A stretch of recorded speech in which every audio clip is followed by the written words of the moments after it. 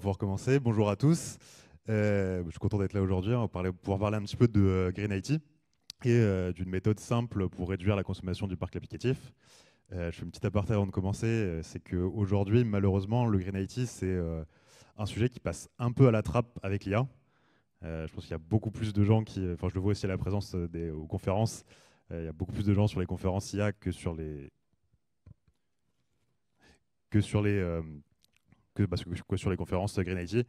Ce qui est un peu dommage, surtout quand on voit l'impact que l'IA a sur l'environnement. Mais malheureusement, je pense on en parle un petit peu, mais pas assez, ou en tout cas, il y a zéro action qui sont prises. Donc c'était juste pour faire une petite aparté là-dessus, parce que je trouvais ça intéressant. Et voilà. Euh, pour commencer, du coup, on peut me présenter rapidement. Donc Arthur Kuhn, je travaille chez Canix, ça fait à peu près 10 ans que je travaille dans la tech, sur des rôles de dev et PO, principalement quand même sur des rôles techniques, avec deux sujets qui me parlent, enfin qui m'intéressent le plus, tout ce qui est amélioration continue et amélioration des process de dev et la partie Green IT. Donc de quoi on va parler aujourd'hui concrètement? Ce que c'est le Green IT, enfin quand même un petit rappel. Pourquoi du Green IT? Une petite partie sur pourquoi agir sur l'existant, parce qu'on parle beaucoup d'éco-conception, mais il y a aussi une grosse partie de systèmes legacy qui ont un impact énorme et qu'il faut traiter aussi. La méthode qu'on a mise en place, donc, qui se résume assez simplement à mesurer, prioriser et réduire, et le REX de ce qu'on a mis en place chez G2S, donc Groupama Support et Services, qui font les applications IT de Groupama.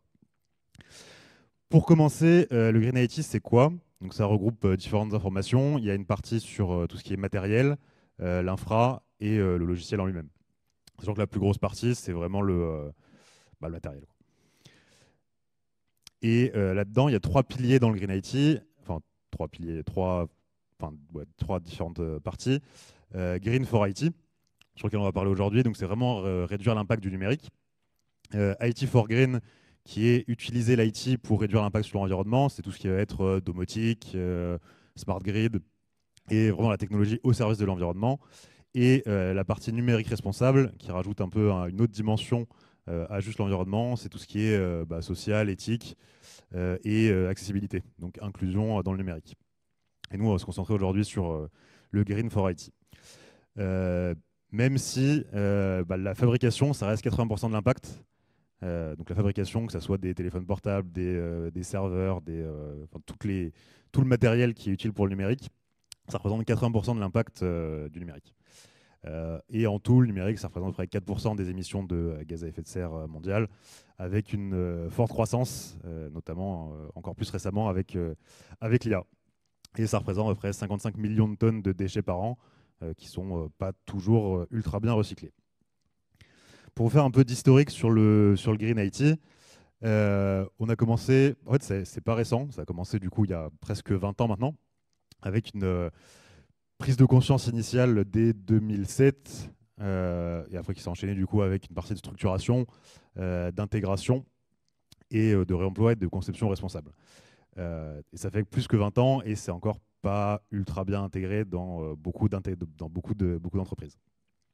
Pour rentrer un petit peu plus dans le détail, donc la première phase, la phase de prise de conscience, en fait, c'est la question on s'est rendu compte que le numérique pouvait polluer. Et sur cette période-là, en fait, on en est resté à du discours marketing, du greenwashing, quelques premiers audits énergétiques. Mais en fait, on était surtout sur une phase de communication plus que de réelle transformation.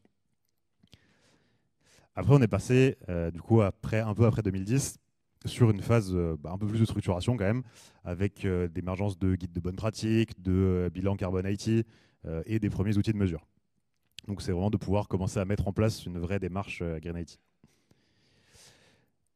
Et après, on a enchaîné sur la partie éco-conception. Donc, c'est pas seulement faire des bilans, mais penser à l'impact des applications dès le démarrage. Commencer à avoir des labels pour les applications qui sont responsables ou les clouds qui sont responsables. Et voilà, intégrer vraiment toute cette partie-là dès la partie de conception. Et après, du coup, la phase de maturité dans laquelle on est et qui traîne un peu. Et en gros, alors, toutes ces phases, c'est des phases qui viennent du collectif Green IT, qui est un peu une référence en France, et qui reste assez théorique, alors qu'en pratique, quand on regarde dans la plupart des organisations, on en est encore loin, et il y a beaucoup d'entreprises où le Green IT, il y a toujours rien qui est fait. Et du coup, la partie de la phase dans laquelle on est selon le collectif Green IT, c'est qu'on commence à faire du réemploi, avoir vraiment une vraie gouvernance IT sur la partie environnement et Green IT. Et ce qu'on disait tout à l'heure, la partie aussi accessibilité, impact social, etc. Euh, Pourquoi du coup le Green IT? Alors, il y a plusieurs. Le plus évident, c'est l'environnement à la base. Mais il y a aussi deux autres intérêts. Les coûts, on le verra tout à l'heure, c'est que réduire l'impact environnemental d'une application, c'est presque pareil que réduire les coûts, en 99% des cas, et qu'il y a aussi un impact sur l'image et sur une partie légale. Donc sur l'environnement, on peut avoir des actions ultra simples qui ont un impact fort. C'est juste éteindre une appli qui ne sert plus à rien. Je pense surtout dans beaucoup de grosses entreprises, il y a toujours des applications qui tournent dans un coin sans qu'elles ne servent plus à rien. Ça peut être nettoyer une base, nettoyer des logs pour virer les trucs qui sont là depuis 20 ans, arrêter de lancer des crons qui servent plus à rien, ou juste bien scaler les serveurs et pas avoir des serveurs qui consomment 4 fois plus que ce qu'ils ont vraiment besoin. Et du coup, ce que je disais à l'instant, c'est que dès qu'on fait ce type d'actions-là, donc qui sont meilleures pour l'environnement, on touche aussi forcément au porte-monnaie et on a des gains financiers derrière. Parce que si on a moins de serveurs qui tournent, c'est moins de consommation. Il y a aussi des impacts sur la maintenance et du coup, on a moins de complexité. Le Green IT, en fait, c'est que c'est pas forcément quelque chose qui coûte de l'argent. Nous, on l'a vu sur le projet G2S, c'est que en fait, le projet il a été rentabilisé en moins de 6 mois. Et du coup, après, ils ont fait que gagner de l'argent. Oui, effectivement, il y a un petit investissement, mais ça leur a permis de gagner de l'argent à la fin, en plus de réduire leur impact sur l'environnement, ce qui est toujours sympa. Et après, la partie légale, alors il y a des directives, des lois, des normes qui sont déjà en place, que ce soit au niveau français ou européen, comme la loi REN, qui est réduction de l'empreinte environnementale du numérique, le RGESN, qui a un référentiel d'éco-conception des services numériques, le GC général, et même des lois qui sont au niveau européen, donc qui sont en cours de déploiement ou qui vont arriver bientôt, donc d'intégrer toute cette notion d'intégrer le numérique dans les produits durables au niveau de l'Union européenne, ou l'intégrer même de manière plus directe et plus obligatoire dans les rapports obligatoires des entreprises de donner leur impact carbone, donc de prendre en compte l'impact du numérique. Et après, ça a aussi un impact sur l'image. C'est que c'est toujours plus sympa, et je pense qu'on est un peu tous sensibles à l'écologie, de savoir qu'une entreprise pour laquelle on veut travailler ou pour laquelle on travaille est sensible à ça et s'y intéresse. Et pareil pour les clients ou les partenaires, sur lesquels ça a un impact aussi, au moins au niveau marketing, quoi. Après, du coup, pourquoi agir sur l'existant? Donc, ça, c'est ce qu'on disait tout à l'heure, c'est que l'éco-conception, c'est bien, mais qu'est-ce qu'on fait de toutes les applis qui sont déjà là? Parce que ça coûte potentiellement cher de faire la refonte complète et de redéployer une application qui est là depuis 20 ans et qui marche. Au niveau des stats, on a à peu près en moyenne dans les entreprises plus de 60% du numérique qui est hérité, du coup de legacy, et donc ce qui représente la majorité de l'impact au final sur l'environnement, que ce soit des vieilles applis, des VM qui tournent depuis 20 ans et qu'on a complètement oublié. Et à partir de ça, on n'a pas de budget de refonte. Donc en fait, on reste toujours dans cette situation-là avec des vieilles applis où personne ne sait vraiment ce qui tourne, pourquoi, et l'impact que ça a derrière. Et du coup, vous commencez par un point de départ. C'est là du coup qu'on a réfléchi avec G2S à la méthode. Donc ce que je disais tout à l'heure en introduction, c'est assez simple et ça se résume en trois mots. Donc c'est commencer par mesurer, ensuite prioriser et réduire. C'est un peu la même chose pour ceux qui font un peu d'amélioration continue, que tout ce qui est PDCA, etc. C'est on regarde ce qui se passe, on a un point de départ, ensuite on va prioriser, on peut planifier, et ensuite prendre des actions. Donc mesurer, c'est savoir où on en est. C'est déjà avoir une liste de toutes les applications et des ressources qu'on a. Sans ça, c'est sûr que ça va être compliqué. Et après, on pourra savoir du coup lesquelles sont les plus consommatrices aussi. Définir une baseline, en gros, savoir où on en est aujourd'hui, qui n'est pas forcément un équivalent CO2. Ça peut juste être un score qu'on calcule et qu'on fait un peu comme on veut, en prenant en compte par exemple le nombre de VM avec le nombre de CPU, la RAM, etc. On n'est pas obligé de convertir ça en équivalent CO2 parce que ça rajoute une étape de complexité. Et l'intérêt, en fait, c'est d'avoir un point de départ. On en est aujourd'hui, on dit aujourd'hui on est à 1.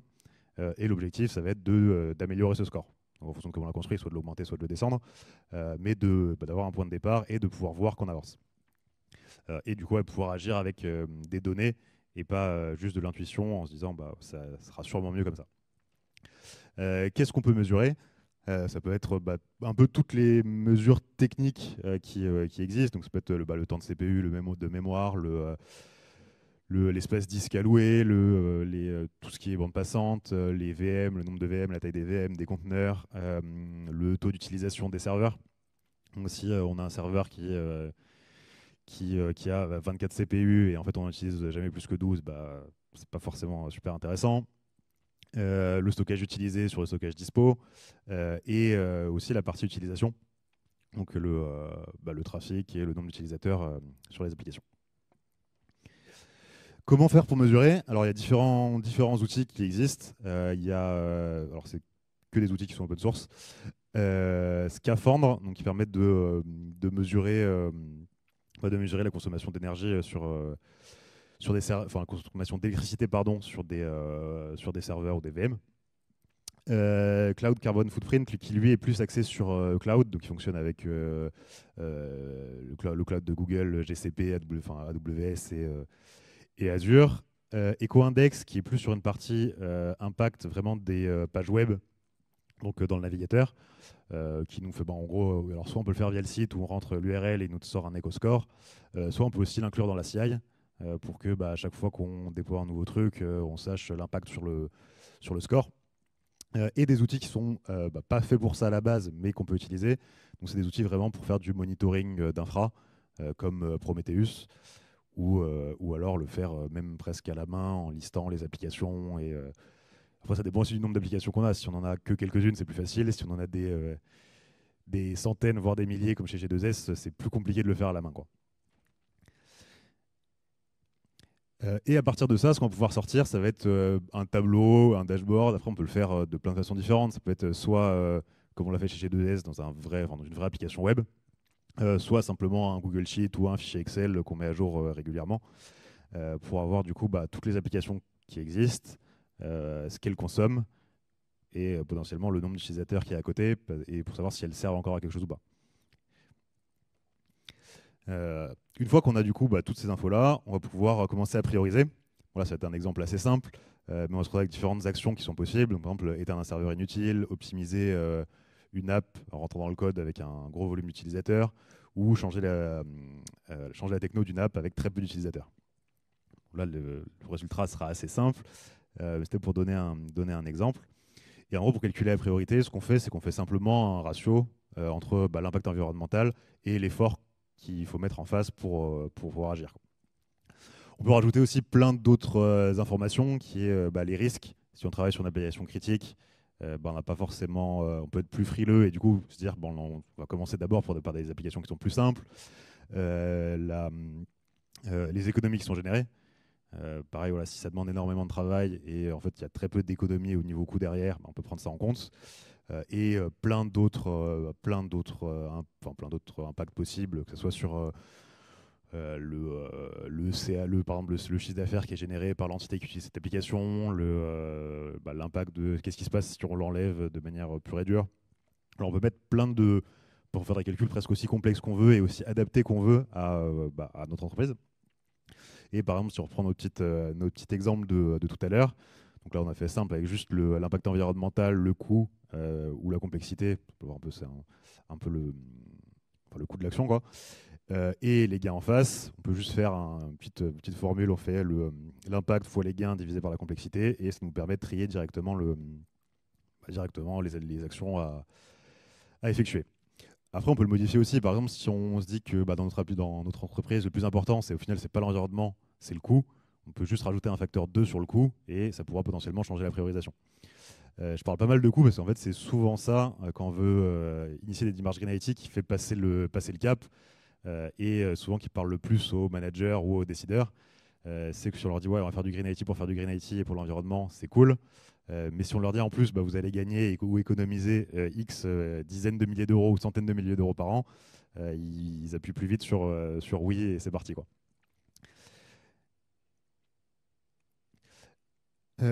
Et du coup, après la partie du coup de réduire, une fois qu'on a tout priorisé, réduire, c'est quoi en fait? C'est arriver à faire la même chose avec moins de ressources. Ça ne veut pas dire enlever des applications qui servent à quelque chose ou enlever des fonctionnalités qui servent à quelque chose. C'est simplement bien dimensionner les choses et garder uniquement ce qui est utile avec différents volets d'action possibles sur l'infra, sur les données, sur la partie vraiment dev pure et même sur les features. On reviendra dessus juste après. Sur l'infra, ce qu'on peut faire, ça va être de supprimer des VM, d'activer l'autoscaling quand on peut le faire, de planifier des extensions. Par exemple, si on a une application qui est utilisée seulement de 8h à 17h, peut-être pas la faire tourner la nuit. Ou s'il y a une application qui est utile juste pour lancer des scripts la nuit de minuit à 2h, elle n'a pas besoin de tourner toute la journée non plus. Comme pour les machines de staging ou enfin, différents environnements, on n'est pas obligé de toujours tout garder allumé.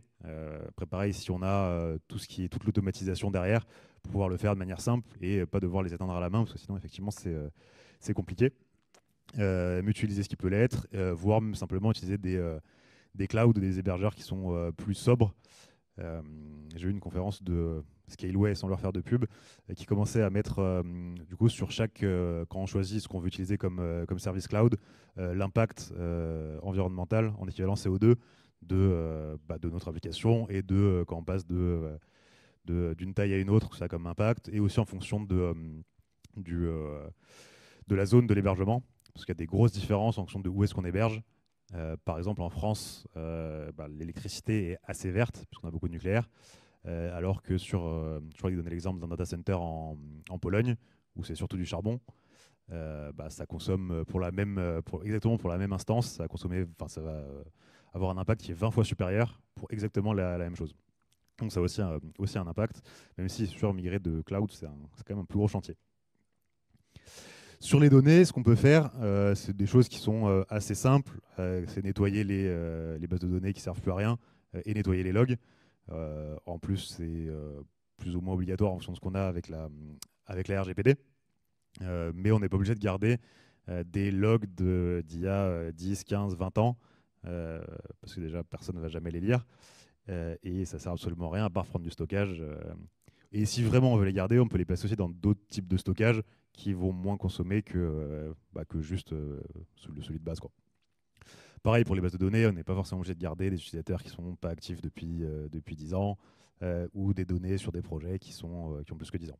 Après, il peut y avoir des contraintes légales, etc. Mais c'est intéressant et c'est pas très compliqué à faire de nettoyer de temps en temps les bases de données. Surtout que ça a aussi un impact sur la bande passante quand on a de la réplication. Et au niveau consommation, parce que si on a une base de données qui fait je ne sais pas combien de téra, parce qu'on a des données sur 20 ans, et qu'on l'a toutes les heures, on fait une sauvegarde, c'est qu'on va sauvegarder tout ça toutes les heures. Alors que si on le réduit un peu et qu'on garde que les infos qui sont intéressantes, c'est plus économe, que ce soit en coût ou pour l'environnement. Sur la partie dev, en gros, pour améliorer l'impact sur l'environnement, c'est la même chose que l'impact sur les performances. Qui peut aussi avoir, en fonction de ce qu'on développe, un impact sur les gains de l'entreprise. Par exemple, tout ce qui est marketplace ou site e-commerce, etc. Il y a pas mal d'études qui montrent que la moindre milliseconde qui est gagnée sur le temps de chargement, elle a un lien direct avec le chiffre d'affaires qui est généré. C'est toujours sympa. Des choses qui sont assez bêtes, mais pareil, qui consomment plus, c'est de désactiver le mode debug en prod. Sans parler des contraintes de sécurité qu'il peut y avoir derrière. Mais je vais vous le rappeler quand même ici, parce que j'en ai encore vu assez récemment.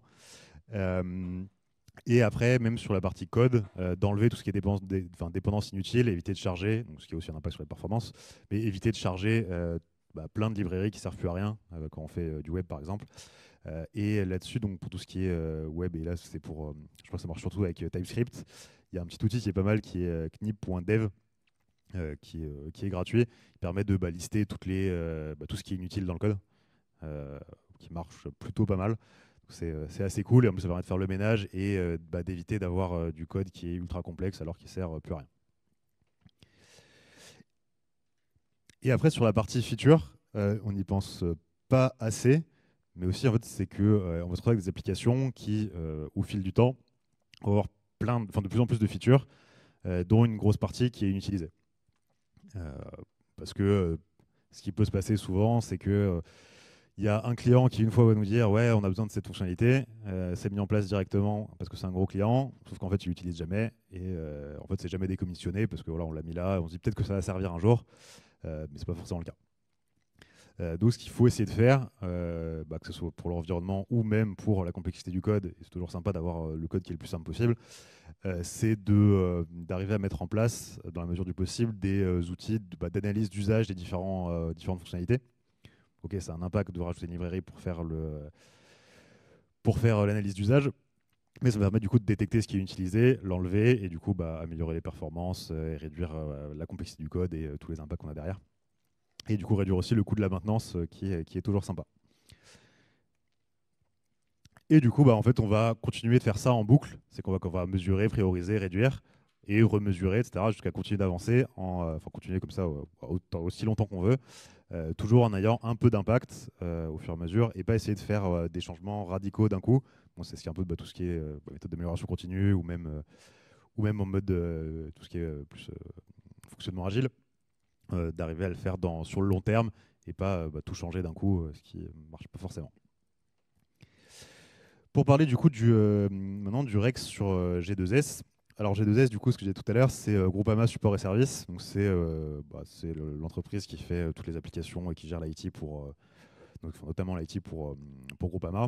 C'est une assez grosse boîte avec quand même 1500 personnes et des centaines d'applications, dont beaucoup legacy, avec tous les problèmes que ça peut avoir.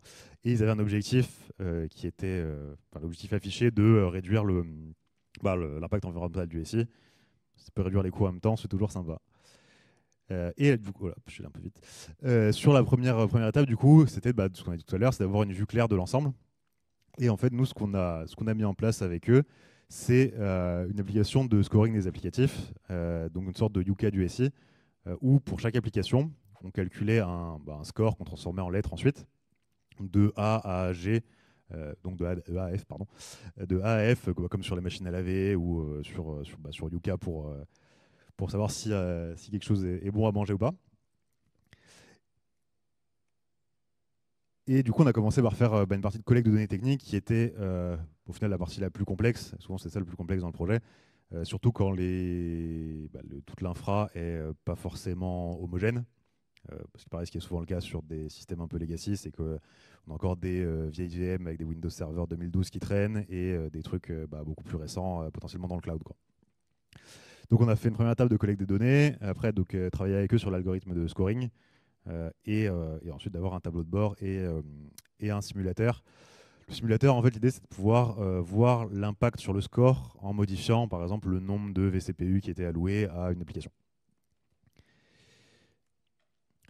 Donc pour la partie de collecte de données techniques, de manière assez simple, on avait plusieurs crons qui tournaient, qui allaient chercher les informations sur Prometheus, sur VMware VROps et sur ServiceNow, et qui agrégeaient tout ça. La chance qu'on avait, c'est qu'ils avaient déjà des outils de monitoring qui étaient en place. S'il n'y a pas l'outil de monitoring au départ, c'est plus compliqué, parce que sinon, faut commencer par les mettre en place, quoi. Après, du coup, avec ces données techniques, ce que j'ai dit tout à l'heure, c'est que on a un petit algo qui tourne, qui prend tout ça en compte, qui nous sort un score entre 0 et 1, qu'on convertit après en lettres A, B, C, D, E, F, pour avoir une vue assez claire et plus claire que juste un score qui n'a pas vraiment de sens. Là, c'est plus visuel. Ça permet de partager plus facilement aussi au management et de voir l'évolution assez facilement. Donc, ça se retrouve avec une application qui ressemble à peu près à ça. Ce qui est intéressant, c'est aussi d'avoir l'historique. C'est pas juste d'avoir un instant T où est-ce qu'on en est, mais de voir comment on a évolué, est-ce qu'on va dans le bon sens. Est-ce que les nouvelles applications qu'on développe, elles améliorent le score moyen, ou on développe des nouvelles applications qui ont un impact qui n'est pas top sur l'environnement. Et en plus, donc, du coup, ce qu'il y avait tout à l'heure, les infos qu'on avait en plus, c'est un petit simulateur, ça permettait de voir un peu l'impact potentiel, le détail par application et tout pas mal de filtres de recherche pour pouvoir trier par entité, par exemple, ou par c'est pas des fils, là, c'est des entités, mais par entité et par service, savoir s'il y avait des services, enfin s'il y avait une homogénéité dans l'impact, enfin les scores des applications, ou s'il y avait certaines entités qui avaient que des applications en F et d'autres que en A. Donc pour avoir une vision soit globale, soit vraiment en descendant par entité. Et voilà, donc ça, du coup, c'était un petit récap de la méthode. C'était collecter les données de manière automatique, c'est quand même plus facile, le prioriser et ensuite réduire. Et il y a eu des résultats concrets qui étaient assez rapides, parce qu'ils ont arrêté pas mal d'applications qui étaient inutilisées. C'est quand même l'action la plus simple à faire. Juste en faisant ça, en fait, ça leur a remboursé le projet, enfin tout le coût de développement du projet. Et du coup, ils continuent soit à arrêter d'autres applications qui sont inutiles, soit à réduire la taille des serveurs. En fait, c'est les deux actions qui sont les plus simples à faire et qui ont besoin de pas grand-chose, juste de regarder sur les stats où est-ce qu'on en est, est-ce que c'est utilisé ou non, et après on a juste à l'éteindre si plus personne l'utilise ou à réduire la taille si on n'avait pas du tout bien scalé le truc au départ. Et après, ce qu'on pourrait imaginer pour aller encore plus loin, ce qu'ils ont fait aussi pour faire évoluer un petit peu l'application, c'est intégrer encore plus de données métiers. Je parlais tout à l'heure du CA qui est généré par chaque entité pour pouvoir rajouter ça dans la partie score, ajouter encore d'autres données techniques. Puisqu'on parle d'IA, on pourrait aussi rajouter des recommandations automatiques de quoi faire avec un petit LLM. Je pense que c'est relativement simple à faire et permet de parler un peu d'IA quand même, vu que ça intéresse tout le monde. Et ce qui est intéressant dans cette méthode, c'est que c'est reproductible c'est adaptable et reproductible pour toutes les entreprises. C'est sûr que c'est plus facile si on a déjà des outils de supervision qui sont en place. Mais après, on peut commencer juste avec un Google Sheet et Prometheus et déjà avoir des résultats qui sont intéressants. Et du coup, pour conclure, il y a trois actions qu'on peut faire dès demain dans vos entreprises. C'est commencer à faire un inventaire des applicatifs qui existent. Si vous ne l'avez pas déjà fait, c'est quand même plutôt pas mal. Commencer à mesurer et puis commencer à en parler aussi autour de vous parce que ça ne marche pas en le faisant chacun dans son coin. Il faut que ce soit une démarche globale de l'entreprise ou au moins dans un service et pas hésiter à inclure la partie coût et tout ce qui est FinOps derrière parce que c'est quand même souvent ce qui pousse la décision. Je vous ai mis un petit QR code des outils dont je parlais tout à l'heure, si ça vous intéresse. Il n'y en a pas énormément, mais voilà, ça permet ça vous pouvez avoir les liens plus facilement. Euh, et, euh, et voilà, du coup, pour finir, je vous dis un petit truc en récap. Donc, le Green IT a fait du chemin dans l'historique. On n'en est pas encore, on en est encore loin d'avoir des 100% d'entreprises qui ont cette démarche de manière effective. Il y en a pas mal aussi qui vont dire qu'ils s'y intéressent, mais en fait sans jamais aller plus loin que ça. Et que ça peut être rentable et on peut commencer petit. On n'est pas forcément obligé de mesurer tout dans toute l'entreprise. On peut commencer par mesurer au niveau d'une entité, d'un service, faire un POC, montrer que ça marche, montrer qu'il y a aussi des gains financiers et après déployer ça à toute entreprise. Et voilà, du coup, si vous avez des questions maintenant, n'hésitez pas. Merci.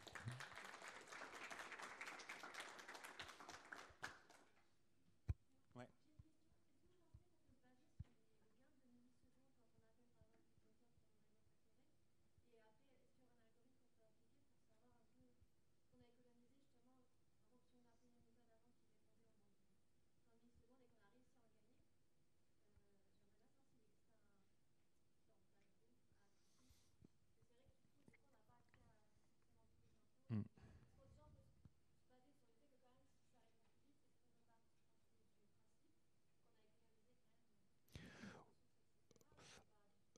Si ça répond, s'il y a moins de temps de calcul, sauf si le temps de calcul il est réduit parce qu'on a mis des plus gros serveurs derrière, mais si c'est vraiment juste du code, faut regarder du coup la réduction de temps et aussi le nombre de fois que vous appelez.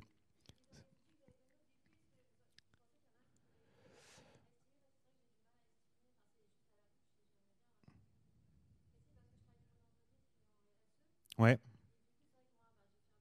Mm.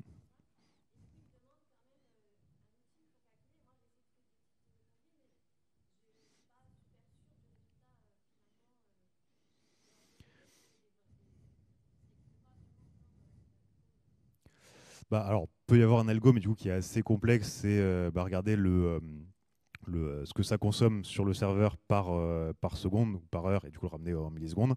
Il y a du coup avec les outils comme Scaphandre qui permet de mesurer la consommation électrique des serveurs. Il faut le mettre en place sur le serveur. Du coup, on a la consommation par heure, la ramener en millisecondes, et après, du coup, faire le gain en millisecondes fois le nombre d'appels de la fonction par jour ou par heure. Et on peut se retrouver là directement avec la réduction de consommation électrique et l'impact de ce refactoring, quoi. Ouais.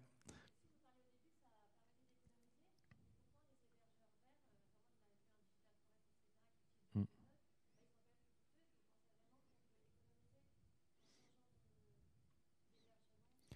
Alors, changer d'hébergement, ça ne permet pas forcément d'économiser. Ce qui permet vraiment d'économiser, c'est de bien dimensionner les infras. Ouais, c'est le premier truc, c'est de bien dimensionner les infras et d'arrêter ce qui sert à rien. C'est l'impact. De rien. Est-ce qu'il y a d'autres questions? Ouais, on commence.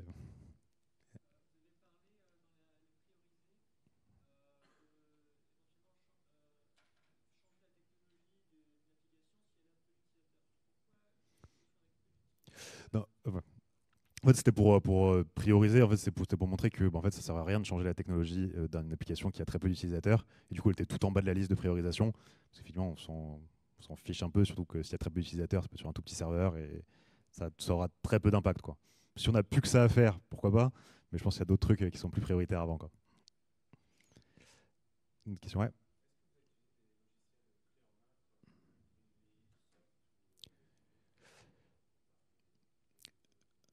Euh, Greenly, non, parce que quand on l'a regardé, on a fait le projet, c'était il y a un an et demi maintenant, il n'y avait pas encore, je ne sais pas si ça y est maintenant ou pas, de rentrer dans ce détail vraiment de l'infra. Peut-être que ça a changé depuis, mais on ne pouvait pas aller aussi loin dans l'analyse des données techniques. C'était plus global et plus parce que du coup, nous, on l'a aussi chez Clanic, plus l'impact des collaborateurs, l'impact du trajet domicile-travail, ou même l'impact de ce que les collaborateurs mangent le midi, plein de choses, mais pas aussi loin sur les infos techniques. Et les autres, j'avoue, je ne les connais pas. Donc, ouais, une question. Là, déjà.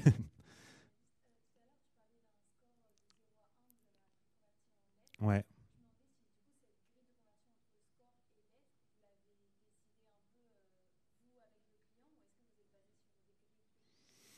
Non, là c'était avec le client. J'ai plus exactement les chiffres de mémoire, mais je crois qu'on était au-dessus de 0,9, c'était A. Après, ça devait faire 0,75, c'était au-dessus de 0,75, c'était B. Et après, j'ai plus la suite en tête. Mais ouais, même en fait, tout le calcul des scores et la pondération, ça a été défini avec eux pour arriver à quelque chose qui leur amenait le plus d'impact possible, quoi. Après, ce qui est intéressant sur le score, c'est de ne pas le changer trop souvent. Parce que si on change de méthode de calcul de score tout le temps, on va perdre l'historique et c'est un peu dommage. Après, ce que je disais un peu tout à l'heure, c'est que quelle que soit la façon dont on calcule, même si c'est pas exact, si c'est pas juste, en fait, tant que ça descend, même si on peut pas forcément quantifier de manière exacte que ça apporte en gain en équivalent CO2, on sait qu'on a réduit notre impact, quoi. Oui.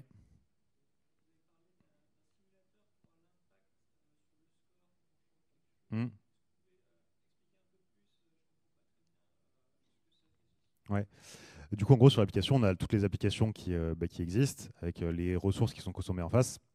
On voit les ressources qui seront consommées, donc on a mesuré, avec le nombre de vCPU, la VRAM qui est allouée, la taille du disque, etc. Avec le score qui est calculé du coup en fonction de ça. Et en fait, ils avaient des petits sliders pour bouger. Par exemple, si on passe de 8 vCPU à 4 vCPU, est-ce que ça a un impact, ça change la lettre de B à A, ou est-ce que ça a enfin, on reste à B. Donc voilà, qu'est-ce qu'il fallait modifier pour passer de B à A, par exemple. Plus, plus ça l'idée que juste d'avoir un score qui est moins parlant. Comme ça permet de voir, si on fait ça, on passe de B à A, et c'est bien. Après, ça reste un score enfin, qui a un sens pour eux et qui est une formule de calcul. Mais voilà, ça rend le truc aussi plus. Ça donne plus d'impact pour les gens qui l'utilisent. Plutôt que juste se dire, en fait, on est passé de 8 vCPU à 4, mais sans savoir si ça a vraiment changé quelque chose ou pas, quoi. Ouais.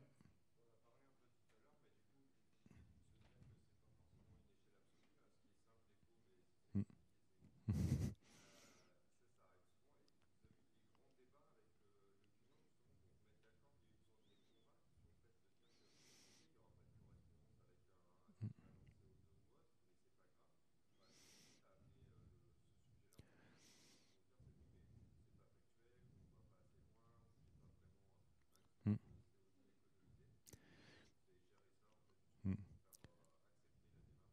Bah, on a eu de la chance, entre guillemets, c'est que on a vraiment construit ça avec eux, ils étaient tout à fait OK avec ça. En fait, ils voulaient pas faire quelque chose de trop complexe et en fait qui allait prendre 3 fois plus de temps à mettre en place.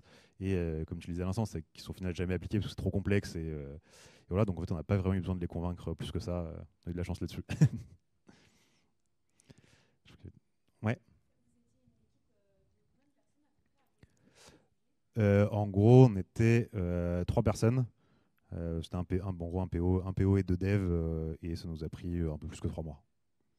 Sur la plus grosse partie, c'était les contraintes d'infra et de sécurité chez G2S, pouvoir se brancher avec leurs différents outils de monitoring, où il y a cette partie-là de vraiment de setup, de collecte des données, et après du coup définir avec eux un score et travailler sur l'algorithme pour que ce soit le plus pertinent possible, quoi. Ouais.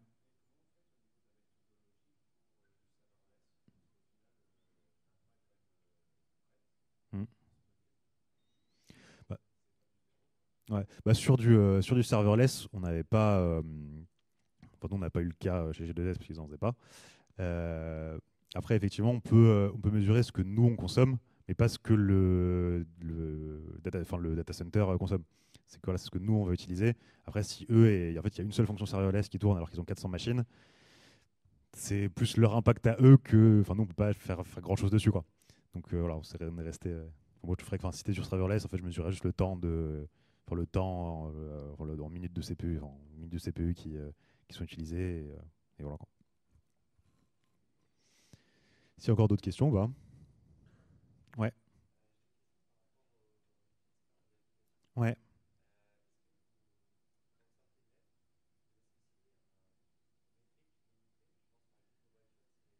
Mm.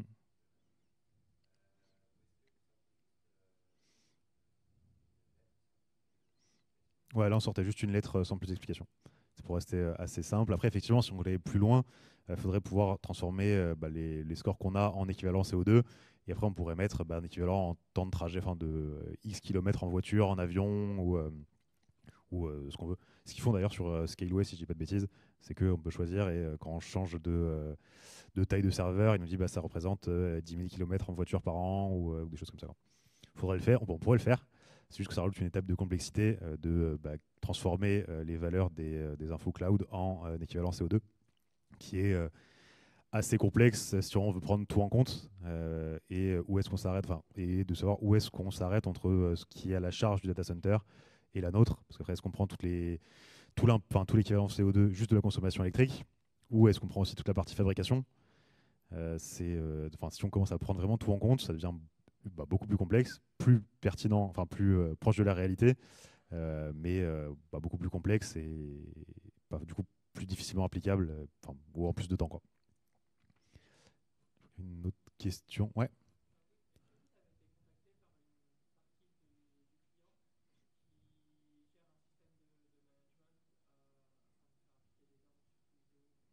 Il n'y avait pas de notion de norme là-dedans. Non.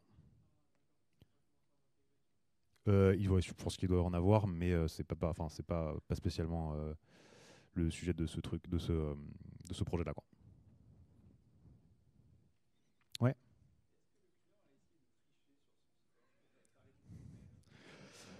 Non. Non, non, en fait, il l'utilisait vraiment eux pour s'améliorer. C'était vraiment, enfin, il le faisait pas que pour faire du greenwashing, il le faisait vraiment pour s'améliorer. Donc c'était aussi, enfin, nous, on a eu vraiment de la chance avec ce client-là, c'est que ils étaient assez chauds d'avoir une démarche qui est simple, efficace, mais qu'on peut mettre en application rapidement et honnête. Donc voilà, de bah, réduire l'impact, en réduisant les coûts bien sûr, mais de pas de tricher, quoi. Plus d'autres questions? Moi, ça marche, bon, on va pouvoir s'arrêter là.